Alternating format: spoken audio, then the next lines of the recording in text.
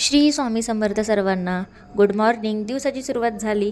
मस्तपैकी मेकअप करून घेतला आणि आज सगळा स्वयंपाक मम्मीनं बनवला होता. मला काहीच काम नव्हतं. त्याच्यानंतरनं मम्मी मला सोडायला निघालेली क्लासला आणि मला क्लासला सोडून तीही तिच्या हॉस्पिटलला जाणार होती. त्यानंतरनं क्लासला गेले. क्लासमध्ये गेल्यावरती हे असल्या खोड्या केल्याशिवाय माझा काही दिवस जात नाही.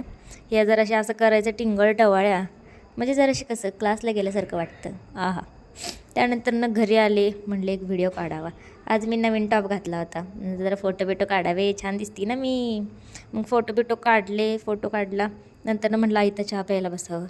मम्मी विचार करते वाटतं की भाजी कुठली बनवायची. जाऊ दे, आपल्याला काय बनवल ती खायची. आईतं भेटते ना बस. त्यानंतरनं मस्त चहा भेटला. आहा, आईता चहा प्यायचं सुखच काय वेगळं असतं. व्हिडिओ काढला. त्यानंतरनं आई करते स्वामींची पूजा आणि मी अशीच बसले होते. कारण मी काय करू मलाच कळत नव्हतं. म्हटलं जाऊ दे, व्हिडिओ काढून घ्यावे तसेच. नंतरनं आईनं माझ्यासाठी आणलं होतं कलिंगड, कारण मला आवडतं. तुम्हाला कोणतं फळ आवडतं नक्की सांगा. मला तर कलिंगड आवडतं, म्हणून मी कलिंगड वगैरे खाल्लं. याला म्हटलं मला दे की जराशी. मला म्हणते तुझं तर घे. इज्जतच नाही यार मला. मग नंतरनं मेकअप वगैरे करायला गेले, कारण आज आपल्याला जायचं होतं मामाकडे जेवण्यासाठी.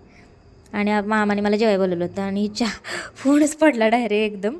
पण वाचला, कारण हा शेवटचा परत भेटणार नाही. जाता जाता एक दुकानामध्ये काम होतं, म्हटलं जावं. करंजातलं मिलनी शॉपिंग माहीत असेल, आणि त्याच्या शेजारी आपलं अंकिता ड्रायक्लिनर्स म्हणून दुकान आहे. ह्या दुकानाला तुम्हाला कधी ड्रायक्लीनचे कपडे वगैरे पाहिजे असेल तर नक्की विजिट करा. हे आपलंच दुकान आहे. माझं नाव सांगा, तुम्हाला कंडिशन नक्की भेटणार. तिथे एक व्हिडिओ घेतला.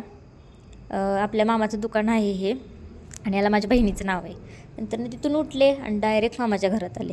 मामाच्या घरात आजीला एक व्हिडिओमध्ये घेतलं जेवण्यासाठी. फुकट तिथं प्रकट, हे आपलं नियमच आहे. आणि हा नियम ऐकून ही म्हणली कशाला आलीस. म्हणलं गप गा. मामाने मस्तपैकी पावभाजी बनवली होती. मला आवडते म्हणून माझ्या लाडक्या मामानं पावभाजी बनवली होती त्याच्या स्वतःच्या हाताने. आणि पावभाजी वगैरे खाल्ली मस्तपैकी. त्यानंतर पावभाजी संपवली आणि माझा दिवसही संपला. तर कसा वाटला ब्लॉग नक्की सांगा. श्री स्वामी समर्थ सर्वांना. Thanks for watching.